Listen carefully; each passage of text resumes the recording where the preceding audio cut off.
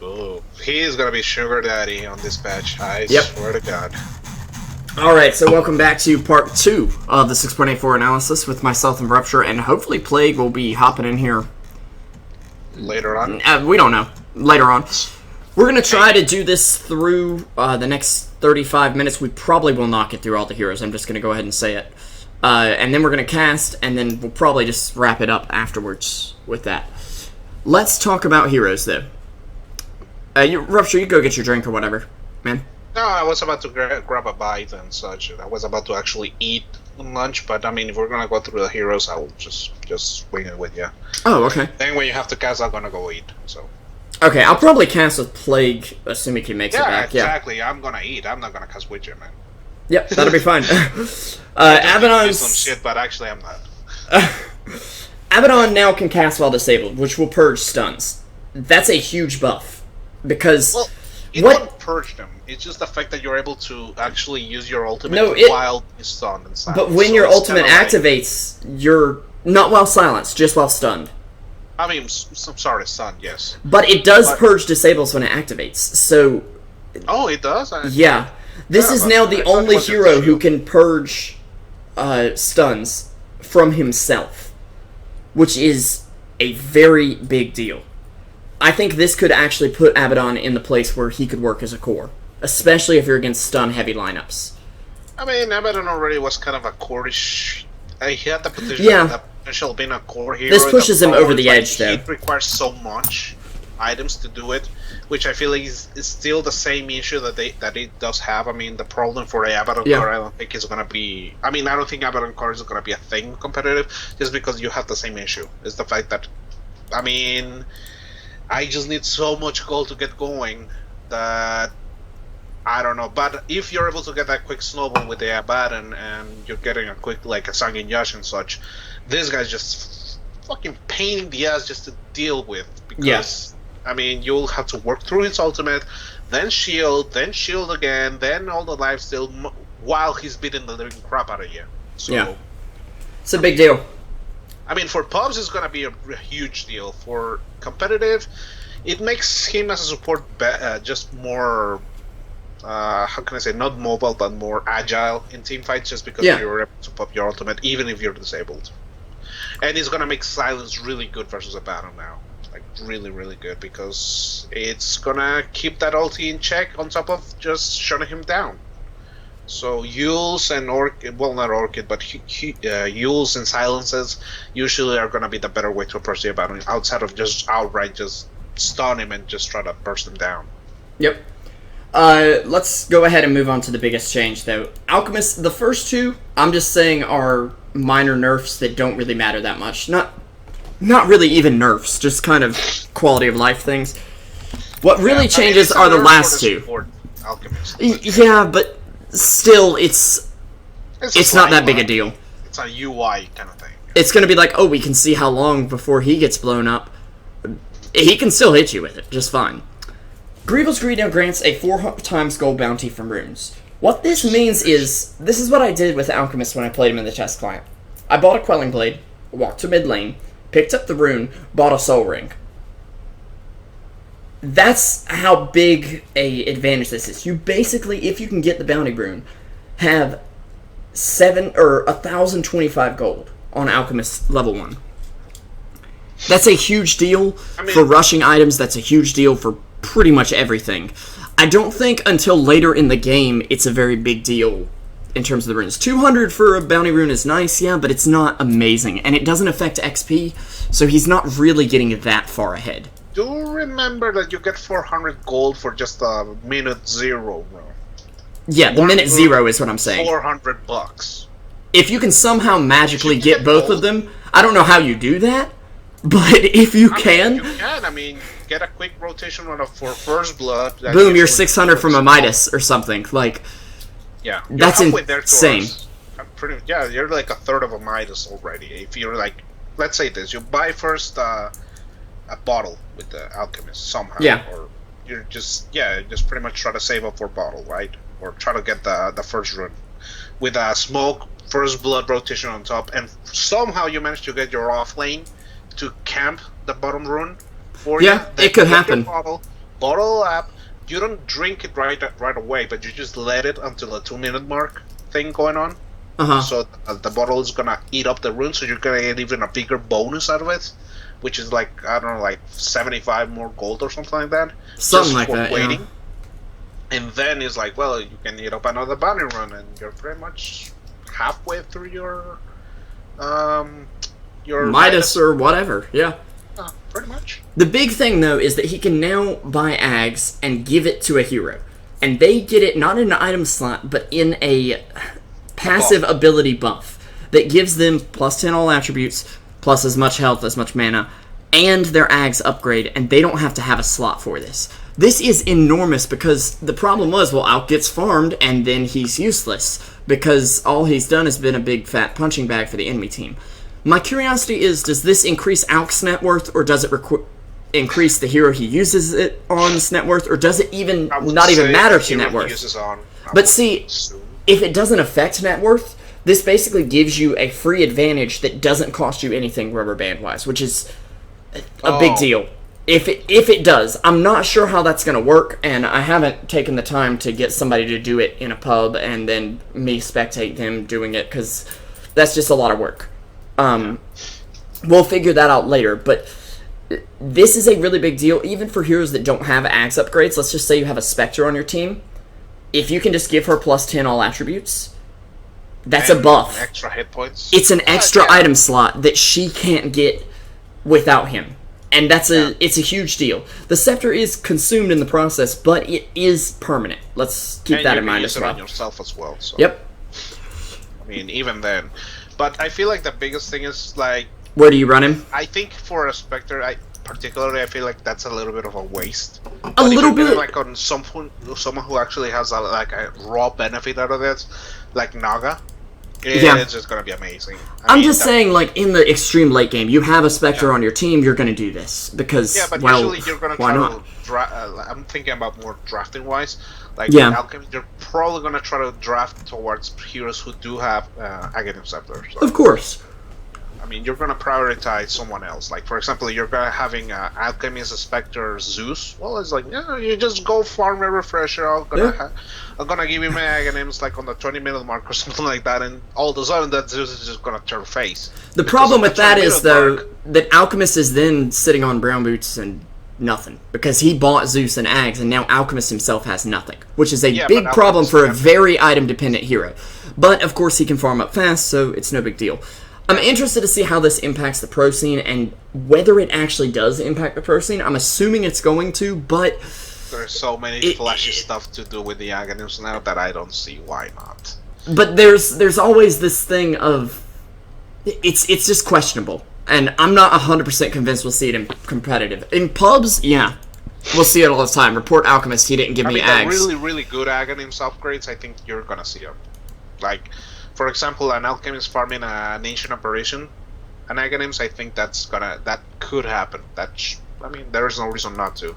Yep. I mean, anyways, maybe give it to an Axe. Yeah. That's pretty good. Speaking of Ancient Apparition, though, quality of life improvement. Chilling Touch can now be removed by clicking on the buff. The only reason you need to use this is if you're pushing a tower, because it won't do the damage to towers, and it'll slow down your attack speed. So, it's basically just a convenience thing, which is totally fine. Axe is getting nerfed, longer cast on Berserker's Call. Cricket, no big deal. Honestly, it's a little bit of a big deal, but it's not a big deal. I think it's the second the bigger deal. Like, counter helix now triggers when the attack rather lands, instead when they started, because what it tends to happen, and I know it happened to you. Yeah.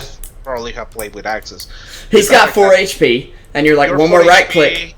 He's at 4 HP and you're sitting on 100, and then you cast your attack, and he kills you, which was total bullshit.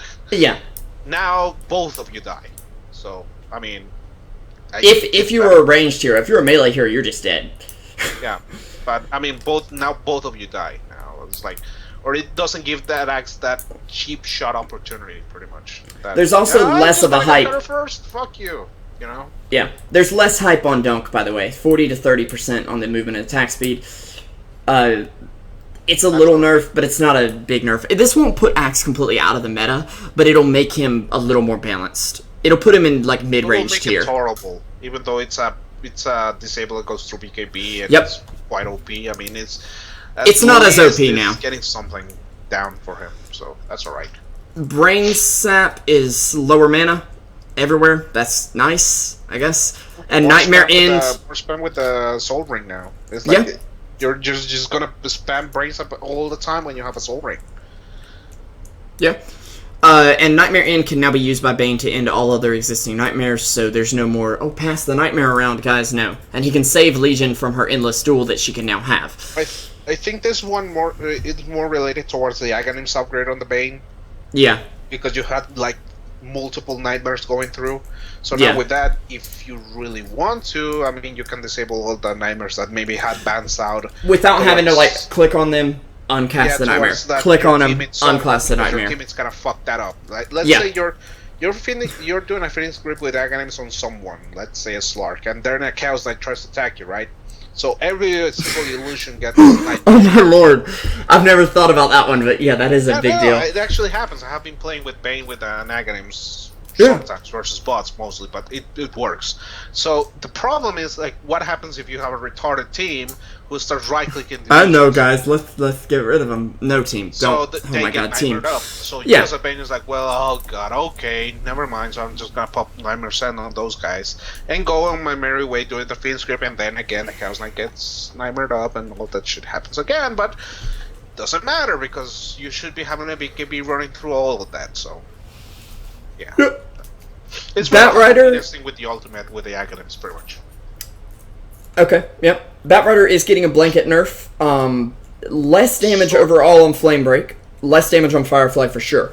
However, Flame Break with Sticky Napalm, if you've got a couple stacks on him, it's actually going to do more damage. The only problem is it's not instant. I'm assuming it's still mini stuns.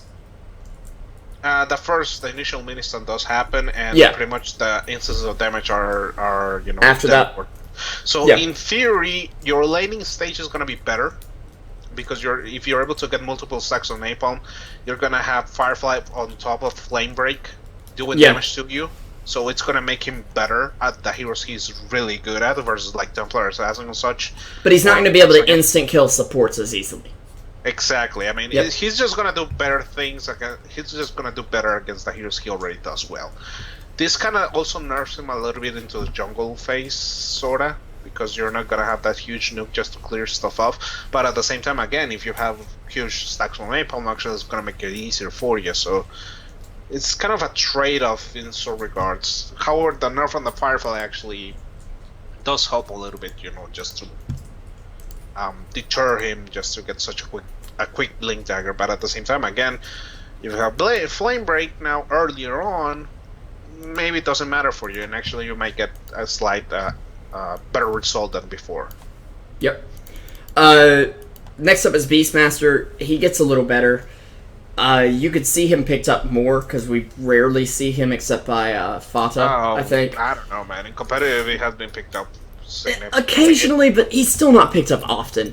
And he's such a useful hero that I think people aren't looking at that much. Like, why did you buff this guy like this? I mean, it's like he himself didn't need that many buffs. I feel like this was more about getting more rewards, about you using the Beastmaster properly or something. It's one of those like, why you buff him again? I mean, his base armor is pretty good anyway, and the wild axes were, they were really difficult to dodge anyway. And now the boar was already pretty obnoxious as it is, so I mean, it's like, why are you doing this again? Yeah. But it's a change that was eventually probably going to come, because if it's not picked, he's going to be buffed. That's the Ice Frog way. Yeah. Same with Bloodseeker here. Thirst bonuses, now he gets the full bonus at 25% and nothing past that, instead of getting the full bonus at practically no health on the enemy, which is a decently sized buff. I feel like it's not going to make that big of a difference, but it's going to do just fine. And then to make it even, if you can see them, you've already got the full benefit from them. So the vision threshold is from 30% to 25%, which is a slight nerf, but it's a good rebalance. Yeah, I mean, the thing is the fact that now you're able to have multiple instances of thirst easier. I think that's the main issue. The main thing is, like, now you can see the Ray Scar Bloodseeker of old actually working if you have really good AoE if you have like a Zeus and everyone is pretty low, it's like, oh god, I'm just gonna go ham on these suckers, aren't I? Yep. So pretty much that's what happens. It's like it gives you more uptime on your thirst, pretty much. So you're able to do more with the passive. It's actually, I would say now you need to go like with a 1-2-4 build with the Bloodseeker now, because it's just gonna be pretty good overall. Now, Bounty Hunter. It's gonna be smaller. And, Revo for some reason died. Oh, yeah, sorry. I'm trying to upload the first part of that analysis and Okay. got a little distracted. But Bounty Hunter's smarter. He's got 2 intelligence per level. Shuriken Toss does more damage and it scales a lot nicer. A little less range, but that's fine if you're doing 375 magic damage. But that is almost 400 magic damage. This is like Quap ult level of damage, which is pretty dang good. Shuriken Toss a lot. The thing is, like, he was so mana intensive. It's still pretty mana intensive though, but he's got more mana, so it's fine. You can for that, and also the mana cost is reduced. Yeah, the bounce rate is lower, but at the same time, no, the bounce rate's higher. I mean, the cast range. The cast range is lower, but you have a bigger bounce range. I just realized I'm losing this pub with Crystal Maiden. Yeah, and on top of that, I have to go save the base. Have a really good bonus, really good buff into the track ultimate, just because now you can see the gold that everyone's carrying. So if you, this on competitive is going to be huge. I feel if you are going towards the path of actually drafting a Bounty Hunter somehow, because let's face it, Bounty Hunter is very niche because of the way he actually does things. You know, it's just. It is what it is. I mean, you're gonna pick it against a Chen, maybe Enchantress, and that's about it. But now with the track intel that you also get, he might get better. He might get more scenarios to work with.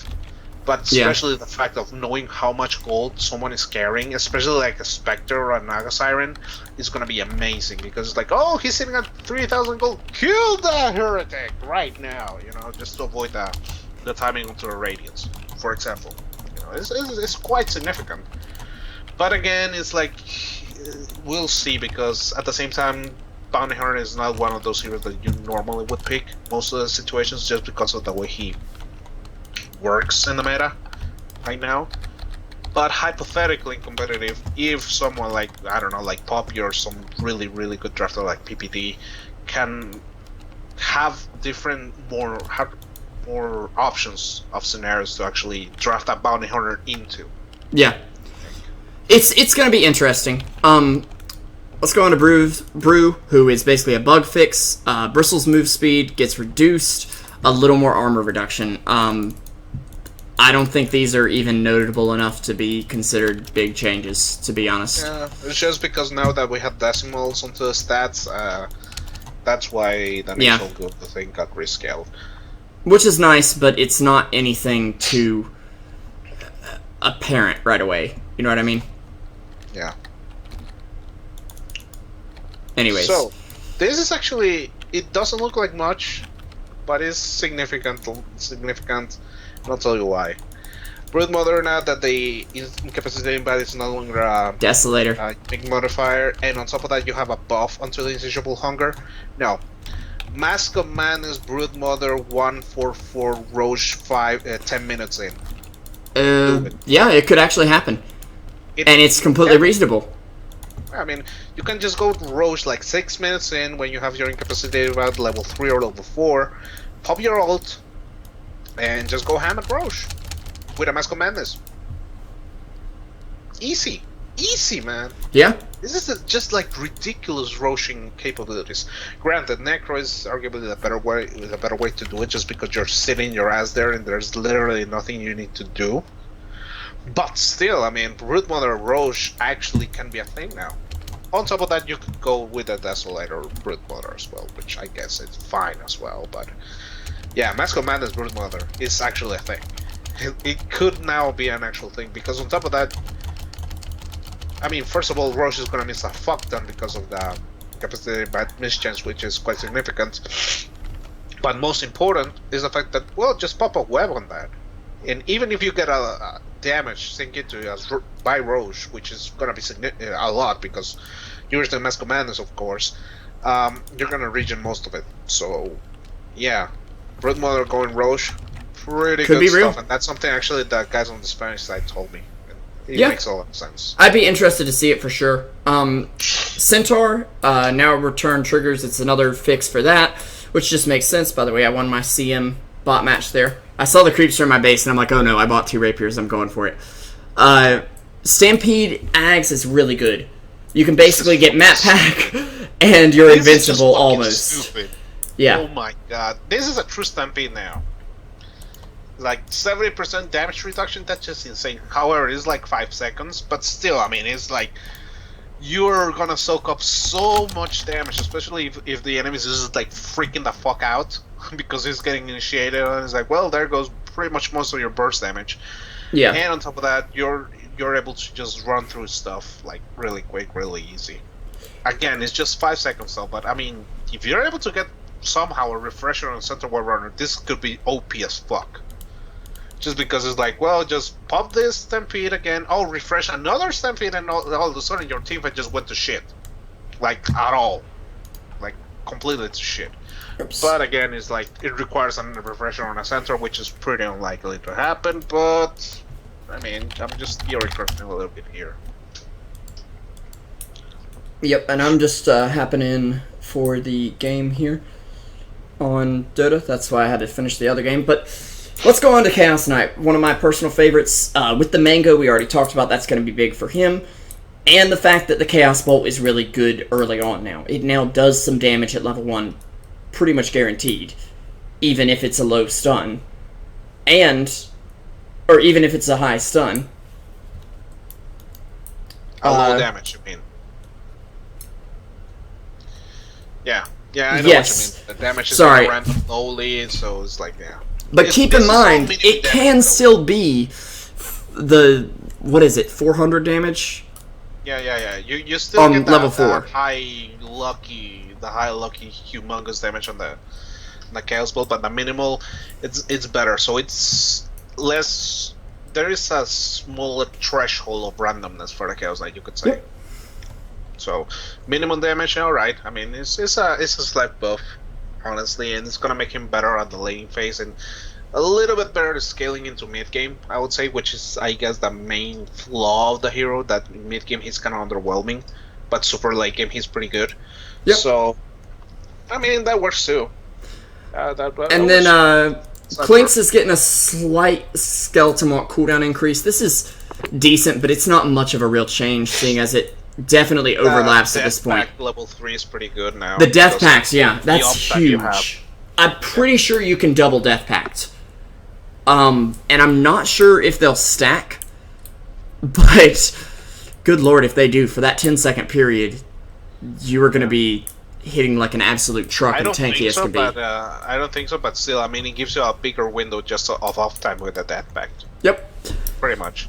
Clockwork's Rocket Flare patch is the most influential change there ever has been. It's a little faster. It's not going to make a difference at all. Next, please.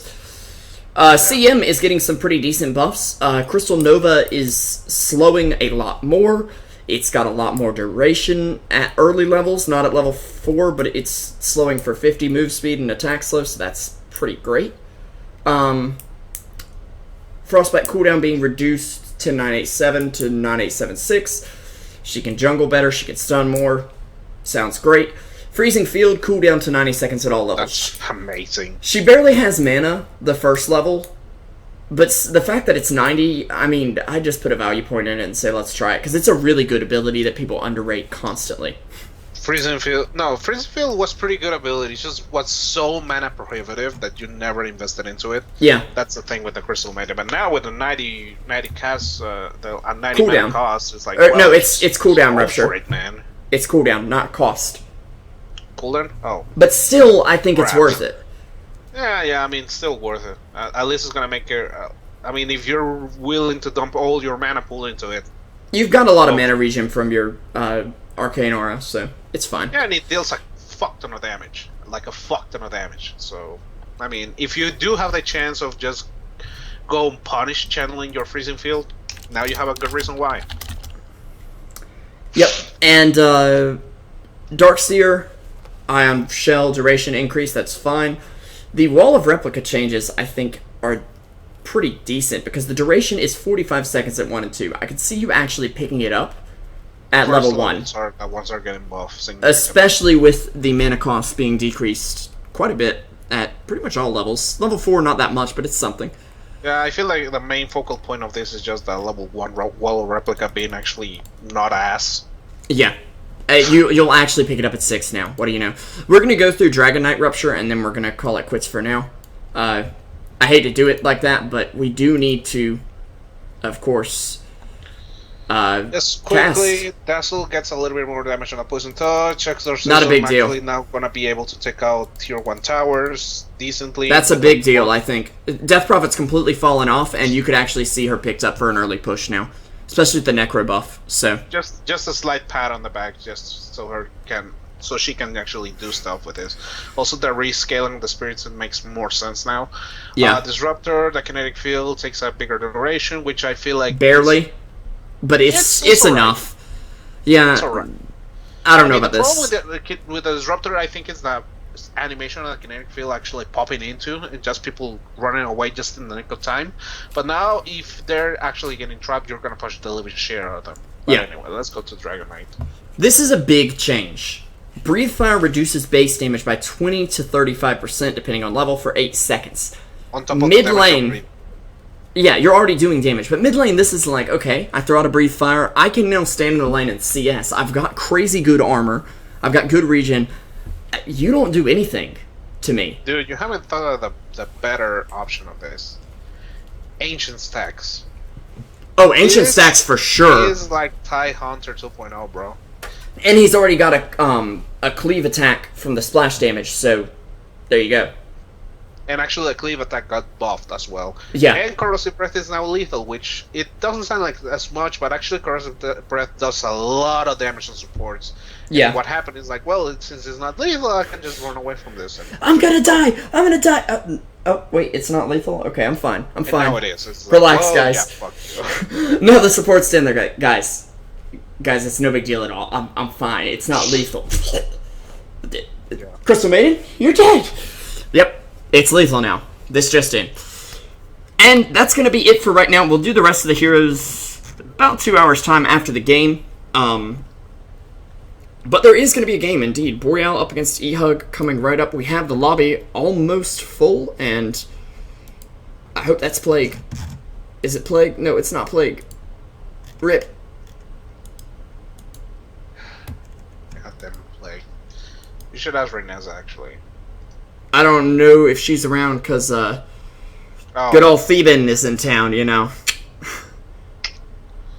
Anyway, I'm just gonna go grab a bite. I'm fucking starving. So. Yeah, if neither of them are here for the next one, I'll